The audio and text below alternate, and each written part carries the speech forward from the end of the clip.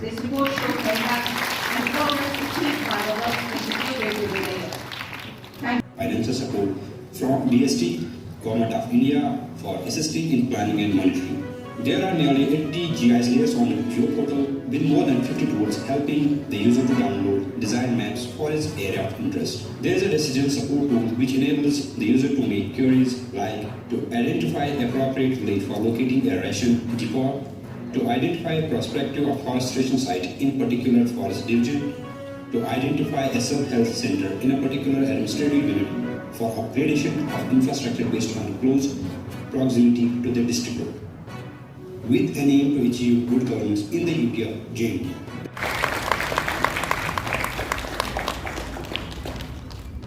And the second prize.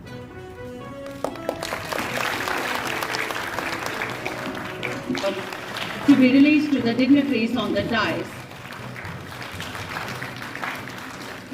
GI tagging हो, सभी सुविधाओं में कहीं न कहीं जीआईएस टेक्नोलॉजी का इस्तेमाल आज हो रहा है।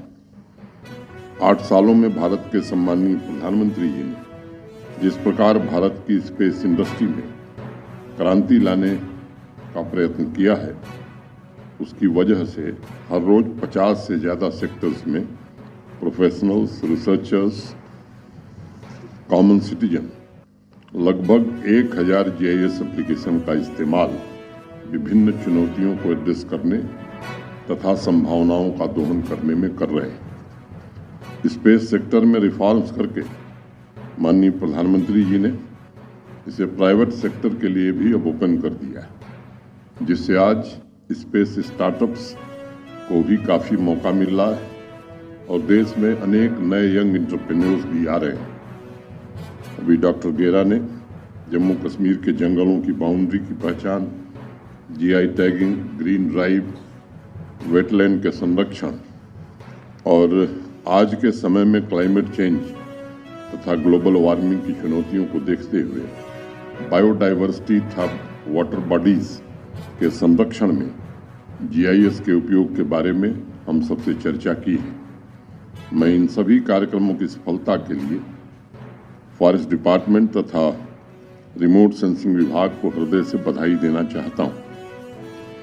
इस अवसर पर 3-4 छोटी बातों की चर्चा मैं करना चाहूँगा।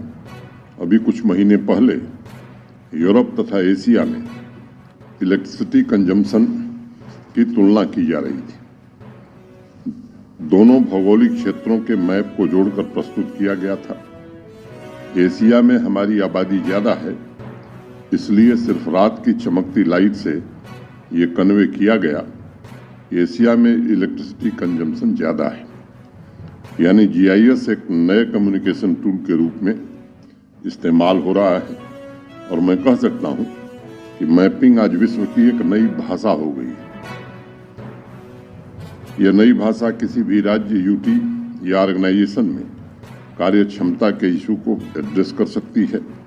टेलीकॉम और कम्युनिकेशन के इंफ्रास्ट्रक्चर में जो इश्यूज हैं उन्हें भी एड्रेस किया जा सकता है।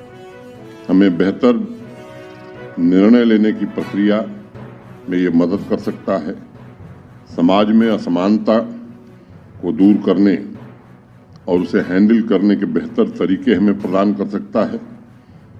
देश के तथा यहाँ उसका इस्तेमाल फ्लड रिस्क एरियाज की मैपिंग के लिए भी किया जा सकता है और इंटीग्रेटेड तरीके से सभी संबंधित विभागों के साथ जानकारी साझा की जा सकती है। आईटी डिपार्टमेंट डिस्ट्रिक्ट्स की नेटवर्क डिज़ाइन ऑप्टिमाइजेशन तथा दूर दराज के एरियाज में डेटा इन्हेंसमेंट के लिए इसका इस्तेमाल कर सकता है। भौगोलिक परिस्थितियों की वजह से जम्मू संभाग में आए दिन दुर्घटनाएं हो रही हैं, जो अत्यंत दुर्भाग्यपूर्ण है। जीआईएस की मदद से ऐसे लोकेशंस जहां दुर्घटनाएं ज़्यादा हो रही हैं, जिन्हें हम हॉट स्पॉट्स कह सकते हैं, इन्हें आइडेंटिफाई करके डेटा इंटेलिजेंस के माध्यम से इसके समाधान पर अब काम करने की नितांत आवश्यकता महसूस की जा रही है। आज अमेरिका और जर्मनी में जीआईएस के टूल्स की मदद से रोड सेफ्टी के क्षेत्र में एक नए प्रकार की क्रांति आई है। स्मार्ट सिटी प्रोजेक्ट तथा सैटेलाइट टाउन के डेवलपमेंट में बेहतर अर्बन प्लानिंग के लिए ज़्यादा से ज़्यादा GIS तकनीक का इस्तेमाल किया जा सकता है। डिस्ट्रिक्ट स्तर पर हम जिन योजनाओं की प्लानिंग करते हैं और जनसंख्या के मुताबिक असेट एलोकेशन करते हैं, उनमें अगर हम GIS टेक्नोलॉजी की मदद लें तो रिसोर्स का बेहतर इस्तेमाल किया जा सकता है। कम्युनिटी पंचायत स्तर के जो इश्यूज हैं उनको आसानी से हल भी किया जा सकता है। अमेरिका में रिसर्च टू लैब के विजन को साकार करने के लिए एग्रीकल्चर सेंसस GIS मैपिंग तकनीक से किए जा रहे हैं। उन्होंने जो विशाल डेटा इकट्ठा किया है उसमें हर एक खेत, हर एक किसान की जानकारी आज उपलब्ध है। कल मैंने अपने मोबाइल पर आर्क GIS की वेबसाइट पर एक क्लिक करके अमेरिका के सभी स्टेट के रियल टाइम मैप को देखा। फसलों के हिसाब से पूरे अमेरिका में कितनी एरिया में मक्के की खेती हो रही है, कितनी एरिया में धान की खेती हो रही है, उसका डिटेल उस पर मौजूद है। वहाँ कृषि वैज्ञानिकों का कहना है कि इस डेटाबेस की मदद से वो सस्टेनेबल फार्मिंग प्रमोट कर रहे हैं।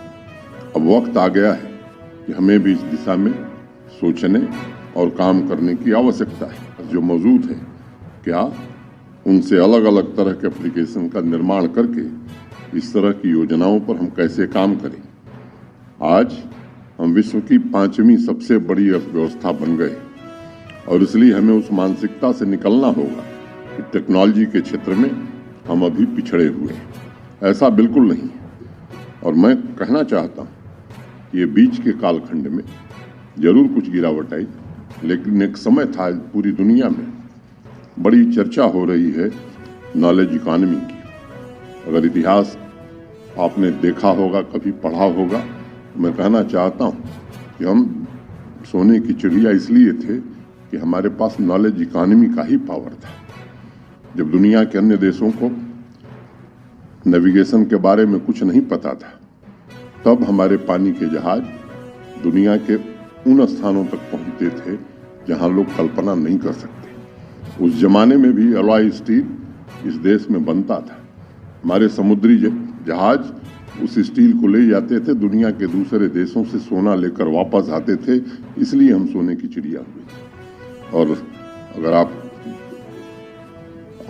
में से कुछ लोगों को ध्यान होगा, एक बार ब्रिटिश पार्लियामेंट में न्यूटन ने ये बात कही कि जो तकनीक भारत के पास है वो दुनिया में किसी देश के पास नहीं है। मुझे लगता है कि फिर से वो गौरव भारत कैसे हासिल करे, इसमें विद्यार्थियों को, खास तौर से हमारे नौजवान एंटरप्रेन्योर्स को और हमारे रिसर्चर्स को आगे आने वाले दिनों में और काम करने की जरूरत है। GIS के क्षेत्र में भी इस देश ने नए कीर्तिमान स्थापित किए हैं। आप लोगों ने जनधन दर्शक ऐप का नाम सुना होगा। यह ऐप 2018 में स्वर्गीय अरुण जेटली, जो देश के वित्त मंत्री थे, उन्होंने लॉन्च किया था और मात्र एक क्लिक से डोडा के किसी गांव में बैठा हुआ व्यक्ति यह देख सकता है उसके नज़दीक, सबसे नज़दीक कौन बैंक है और कौन ATM है। स्वामित्व योजना, मैं समझता हूं कि आज भूस्वामियों को उनकी प्रॉपर्टी का ऑफिशियल पेपर प्रदान कर रही है और कहीं न कहीं इस योजना के आधार में सारथी GIS वेब एप्लीकेशन का बहुत बड़ा योगदान है।